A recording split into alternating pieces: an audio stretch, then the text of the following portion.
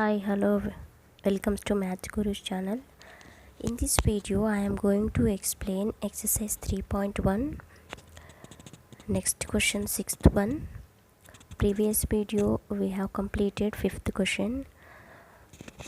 See, given sixth question is, what is conjecture? Give an example for it. Okay, I wrote the here definition. If I will say means you will not write in your classwork. So, better to see here.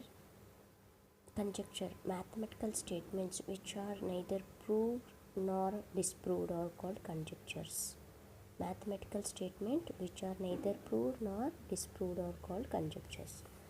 This may be an educated guess based on observations. Based on observation, this is the only educated guess. What is that? Conjecture. Okay, example, every even number greater than 4 can be written as sum of two primes. This example is called the Goldbach conjecture. Okay, this is the answer for conjecture. And the next question, seventh question, mark 2 points P and Q, draw a line through P and Q. How many lines are parallel to PQ can you draw? Here PQ points are given. Through that points we can draw the line. For that line, how many parallel lines we can draw? Can you draw? How many we can draw? This is the question.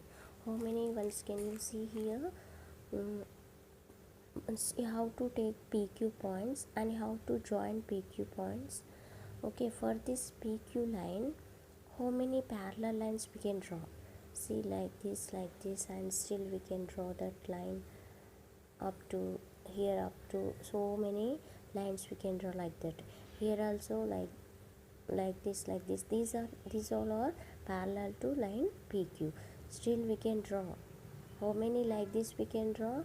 Infinite many parallel lines we can draw for a PQ line.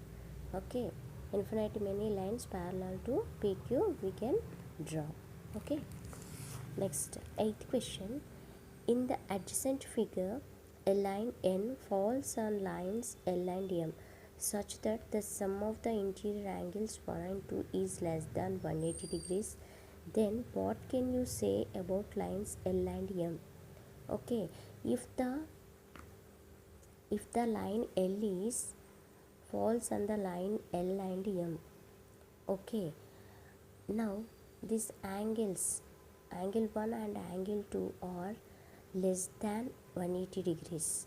Okay, both are less than 180 degrees. Then what you can say about the lines L and M? L and M, what we can say, if the less than 180 is there, we can say that L and M are some point they will intersect. That two lines will intersect some other point, we can say. Why? Because if angles is equal to or greater than or equal to 180 means we can say those are parallel lines.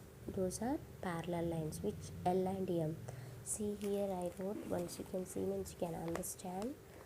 See, given L and M and N are lines. N is a transversal.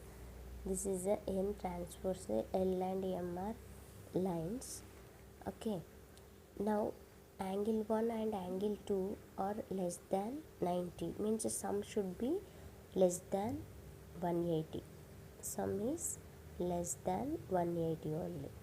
Okay, if the lines L and M are produced on the same side, on the side where angles 1 and angles 2 are formed, okay, they intersect at any one point.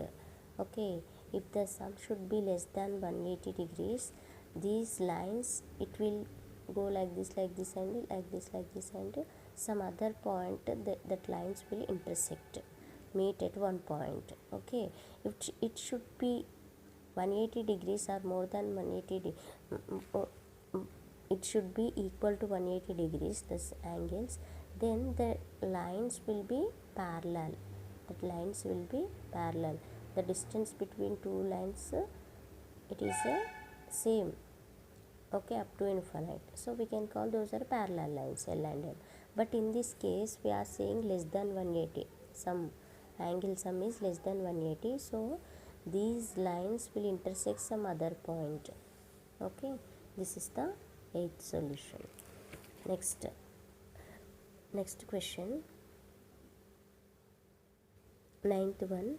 In the adjacent figure, if angle 1 and is equal to angle 3, angle 2 is equal to angle 4, angle 3 is equal to angle 4, write the relation between angle 1 and angle 2 using an Euclid's postulate.